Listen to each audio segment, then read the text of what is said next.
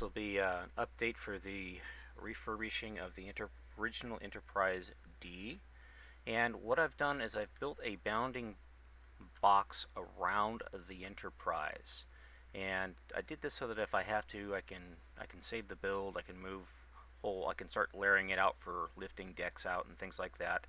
And what I did is I went from the center of the ship to the end, and it gave me my corner points. As you can see, this corner point right here is at the very top of the ship, and then this one's at the very bottom. If we follow along this red line right here, you can see that it goes right at the ship hull, right on down past the nacelle, and make sure it includes all of the details in between.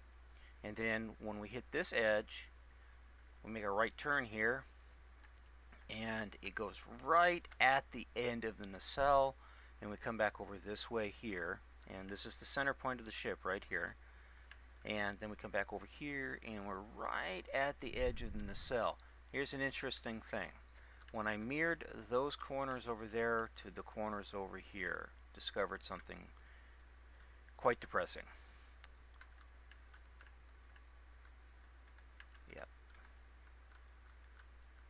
This is the problem we see with the ship in a lot of areas.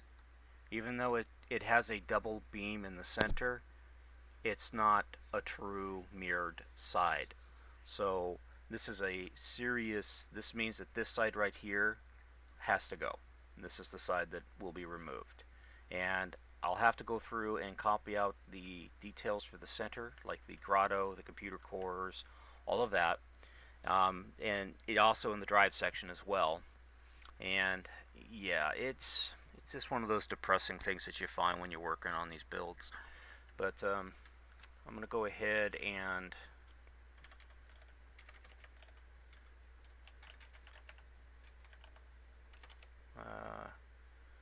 where's red wool? What's this one? I'm going to replace the lava in the build. Terracotta 15914.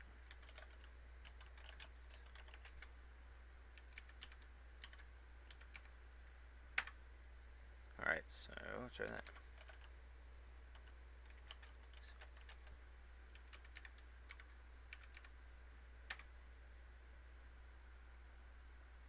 Did it work? We'll find out.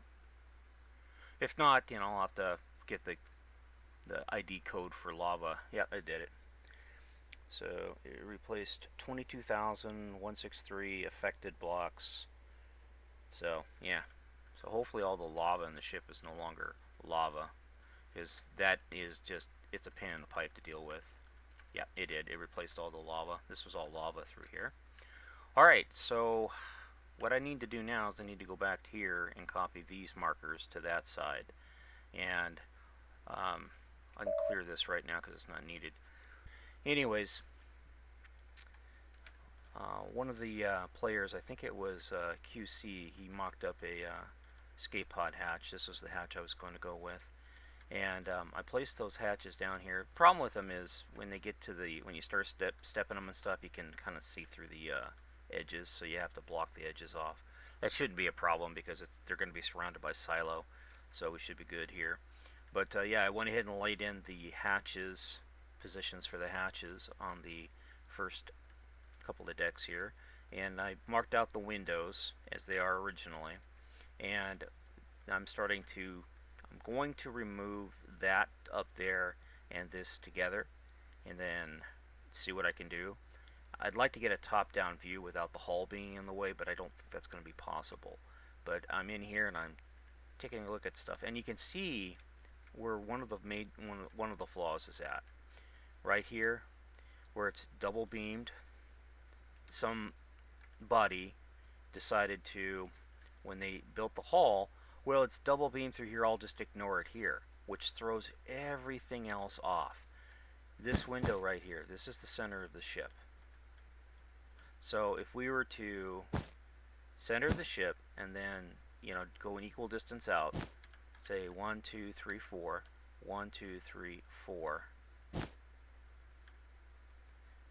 you start to see the offset, and that it gets pronounced the more the ship gets built.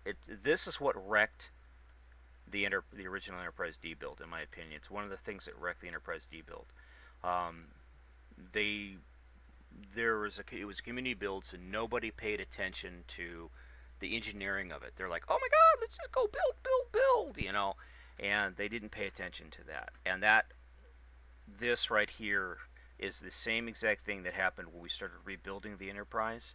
We ran into this problem when we discovered that nothing that should have lined up wasn't lining up, was because the hull itself wasn't properly shaped.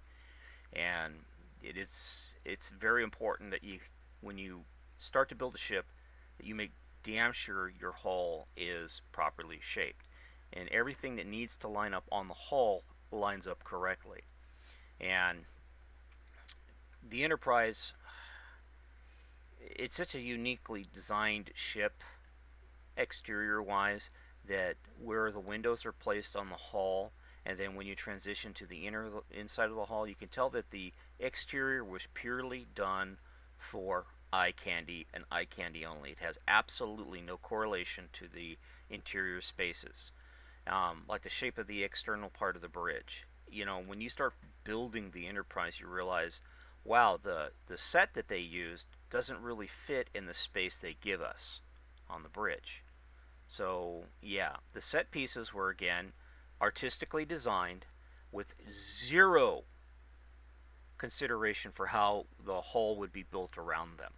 Now, in the first episode of Enterprise, you see Picard looking out his office, and when you go to build his office, you can't do that. So yeah, because the window is blocked, it's at a different height, the angles are all off. Again, set pieces. This will be a cool shot, but the thing is when you pull out from that shot and look at him from the external view of him looking out his ready room window in the first episode of TNG, you don't see anything else. You don't pull away from that to see where it's located on the bridge, how it's associated with the bridge external module, or any of that.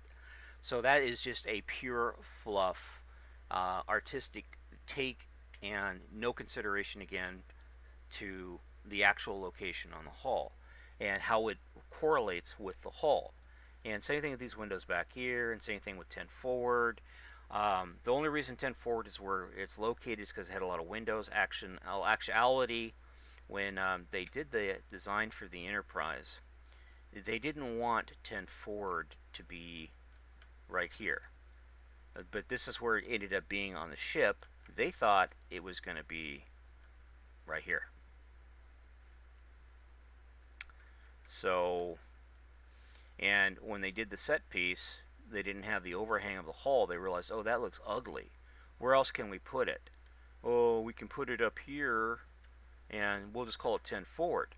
Now, when you take the Enterprise apart, you realize that there's more than 10 decks between deck 1, which is the bridge, and deck 9 right here. There's actually 11 decks. There's space for 11 decks through there, or more if you space it correctly. And it throws everything off. So on the Enterprise that we built, even if we had went with 4 high tall decks all the way down, we'd still end up with enough space for an additional deck. It's just the way it is. We just hid the space by using it in the hangar bay, which actually benefited us to a great amount. But with this ship, it's going to be very difficult. So I'm going to use the port side. Excuse me. I'm going to use the starboard side. I'm going to forgo the port side. That means when I do copies and mirroring, and so if I get down that far, I may never complete this. I may get so frustrated with it, I just say to hell with it and go off and go play modded Minecraft or STO or some other game. Now I've just copied those markers over here, and what I want to do now is I want to see if the center point of the drive hull is accurate on both sides. So we're going to go and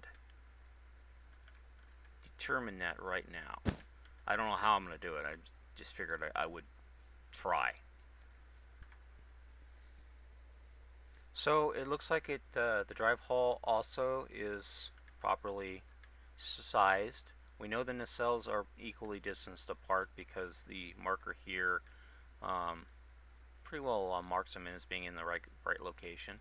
But I will double check the nacelles as well. But yeah, if you look here, it is marked pretty well. I used this side of the hull to the center, got my endpoint, and I went from there. I mirrored the endpoint to the port side, and I went from there to there, and you can see that the hull touches right on the edge and touches right on the edge. So the drive hull looks like it's properly spaced, and I remember working on this drive hull with Loki, and we found out that it wasn't even, and I think Loki may have actually went through and corrected for that. So kudos to Loki. Alrighty, so I've been underneath the saucer measuring stuff out, and it's definitely very, very wonky with this saucer. This is what you get when you have a community build where everybody is just off doing their own thing, and again, nobody's paying attention to, you know, making sure everything lines up correctly. So from the even marker points to the edge of the ship, that side is one block shorter than this side, but from here to the cargo hatch, the cargo hatch is one block further this way. And so this has 58 blocks between the difference between the center into that, and then we come over here to the same exact location, and it's 57 blocks. So yeah, but let's measure it at this point right here and go mark it over here. Trying to figure out exactly what point the hull goes all wonky, and I'm pretty sure it goes wonky from the word go. So yeah, highlight to there, highlight to there, and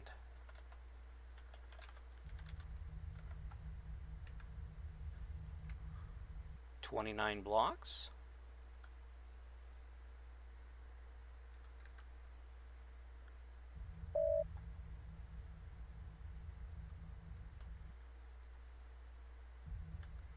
And highlight from here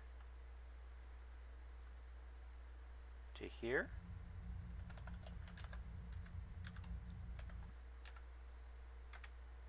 $29 blocks. So we know we're in line up to this point. So after this point is probably where things go. Right in through here is where things probably get wonky. So yeah. Anyways, I'm gonna go ahead and keep plugging away at it and just do my markers. I have to head out for the day, so gonna have to call it. And I've only had about 40 minutes to work on her, so ugh. But if you come through here and stuff like that, I'm just constantly, you can see here again, the alignment where these windows are compared to where these windows are is broken.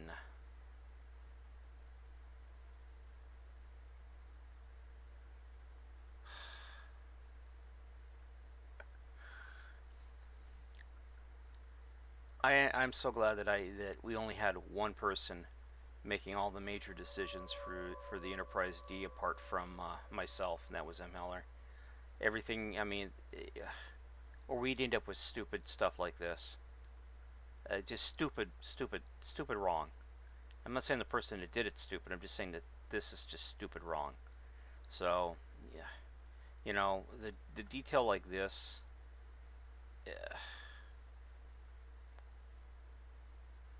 well, there aren't words for it. Simply put, there just are not words for it. Anyways, catch you in the next one.